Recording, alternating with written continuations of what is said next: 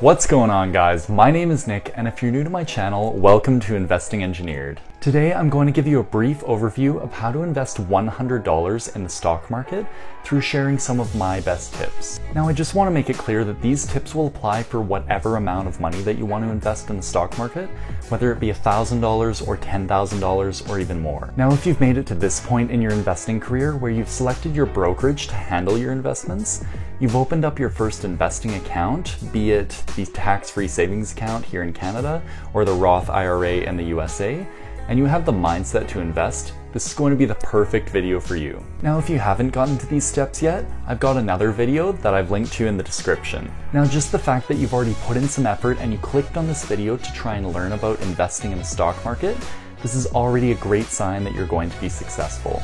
And I'm not just saying that because I can honestly tell you, without doing your research and learning about investing in advance, you're turning investing into gambling. Many people have lost money in the stock market because they did not know what they were doing. They didn't know about an investing style to follow.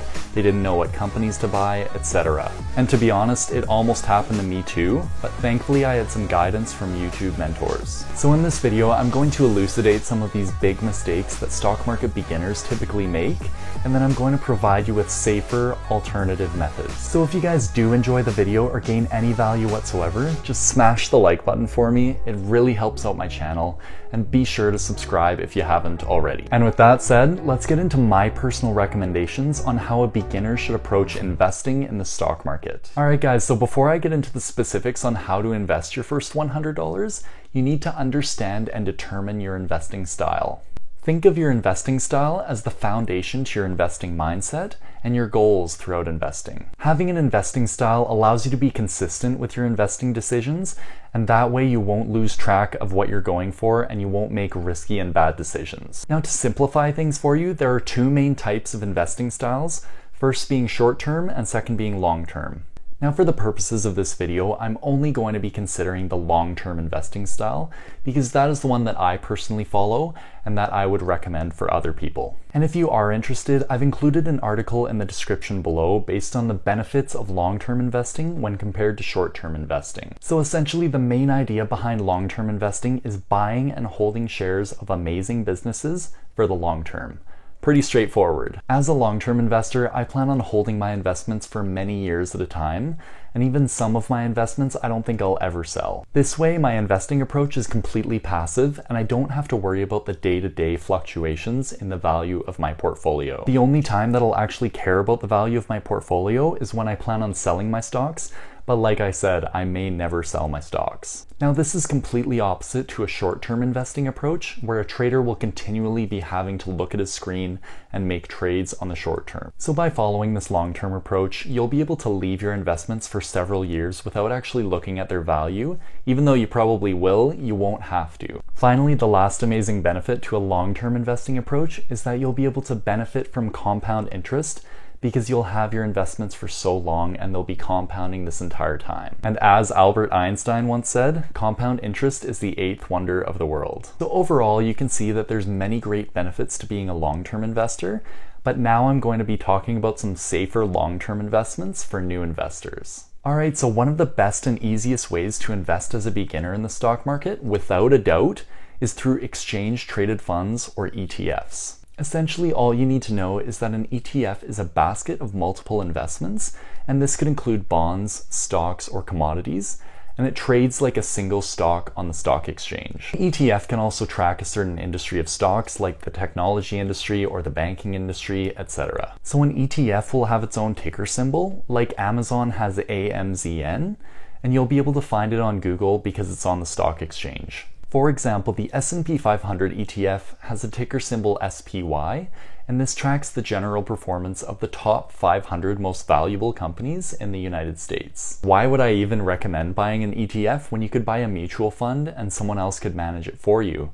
And also at the same time, why would I not recommend individual stocks? First of all, an ETF is a very cheap way of diversifying your investments. Instead of buying multiple stocks in multiple different industries, each incurring a trading fee of about $5 to $10, you can easily diversify by making one trade with an ETF. Secondly, ETFs are a lot safer than individual stocks. You won't have to worry about making a bad decision and having your stock drop over 30% in a single day, like what happened to Kraft Heinz a few months ago. You'll be protected by owning many different investments and not having all of your money in a single investment. Thirdly, ETFs are very low cost, there's very low fees associated with them, and you can manage them yourself. An ETF is like an index fund or a mutual fund, but you can control it yourself and there's very low fees associated with it, which are typically less than 0.5% per year. So an ETF that I would strongly recommend is the SPY ETF that I spoke about earlier, and this tracks the general US stock market index, being the top 500 companies. This index is proven to provide long-term returns to shareholders at about 10% per year. And on top of that, it pays out cash distributions every 3 months in the form of dividends. Some other ETFs that are available that you might want to consider are emerging market ETFs, high dividend yield ETFs, real estate investment trust ETFs, and overall stock market index ETFs. Their ticker symbols can easily be found with a quick Google search, and then that'll allow you to find their dividend yields or their historical returns. So overall, ETFs are a great way to get easy and cheap diversification. But if you are more bullish on buying individual stocks, this next section is for you. Alright guys, so another approach to investing is by picking individual stocks, and this is totally fine for new investors too. Picking individual stocks allows you to put your money where your mouth is and where you think the most profitable companies of the future are going to be. Picking individual stocks can skyrocket your returns much higher than that of an ETF, because you're not going to be held down by all of the losers in the group. Starting early with stock picking allows you to build up your portfolio over time and find some of the best companies that you can. And this part of investing honestly makes it so fun because you can specifically influence your returns by the companies that you choose. But along with this higher reward potential, there comes a lot more risk because you don't know what exactly is going to happen to that company in the long-term future. And that's why it's very important to do your research in advance and realize if this is actually a safe company that's worth investing in. So what I would recommend for beginners is to only buy large cap companies, and these are companies with market capitalizations greater than $10 billion. Large cap companies are notoriously safer than smaller and more speculative companies because they've proven a great track record of increasing their earnings and being profitable and generally having a good track record. Now, this is not to say that every single large cap company is going to be profitable, but it's very likely, and I would only recommend investing in profitable companies. So these are companies that have been around for a long time and have really well-known brand names like Apple, Johnson & Johnson, Visa, Procter & Gamble, etc. And it's very likely that these companies are going to be around in the long-term future unless something drastically changes in their business model. And this is exactly the reason why you're going to need to diversify if you're picking individual stocks, and preferably amongst many different industries. For example, even though you really like technology stocks like Apple and Amazon, you should still diversify outside of the technology industry, because if one of those stocks goes down for a certain reason, it's likely that the entire industry is going to drop for the same market conditions. Some of the industries that I like to diversify myself within are the technology industry, the banking, the financial technology, as well as the oil and gas, to name a few. So obviously this takes a lot of time and especially money to diversify, and you might not have enough funds upfront at the beginning to be able to diversify adequately. So honestly guys, if I were to start out again, I would put half of my money into ETFs for diversification, and then I would put the other half of my money into individual stocks so that I could increase my return potential. Alright, finally, the last thing you need to understand as a beginner in investing is the impact of dividends on your portfolio. Now, if you haven't heard of dividends before, they're just cash payouts that companies will give you every 3 months just for holding their stock. So not all companies pay dividends, and the dividend amounts vary across the different industries that you're looking to buy in, but the companies that do pay dividends are referred to as dividend stocks. The more shares you own in a dividend company, the more they're going to pay you out in cash.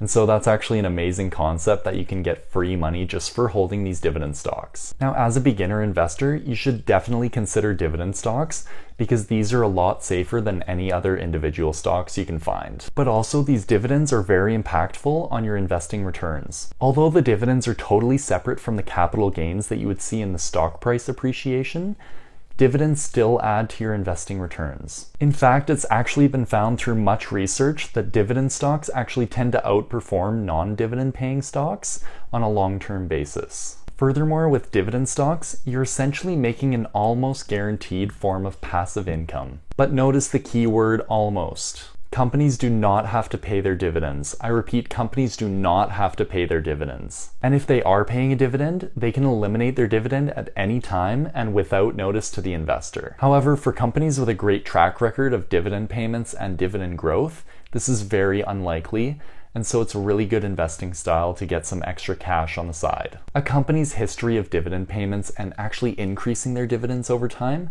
shows that the organization is very strong, and so management would not want to cut off their dividend if they didn't have to. So the moral of the story is, don't buy a stock just for its dividend, but buy it for its value proposition that it offers in terms of a company. And this takes a lot of time and experience in the market to know what the value of a company is and understanding this, so that will come with time. Because buying shares just for the dividend is a huge mistake that new investors make, and I just want to make sure that you guys realize that. Also, be careful if the company is paying a dividend of over 6% or 7%, because this might show financial struggle and the stock price may have decreased very quickly in the short term. At high dividend yields like this, the dividend is usually not sustainable and it could be cut in the near future. But overall, it's great to have dividend stocks in your portfolio to be able to have that passive income flowing into your account on a consistent basis. Anyways, I hope you found this video entertaining and actually gathered some value on how to start investing in the stock market. It's really not a tough thing to do, and in the long term, it's going to benefit you so much. There are many other important aspects that I did not discuss in this video, like how to determine the value of a stock, so be sure to stay tuned and subscribe for more content in the future. And if you did enjoy or gain value whatsoever from this video, just be sure to smash the like button for me. That really helps out my channel. And I'll see you guys next time.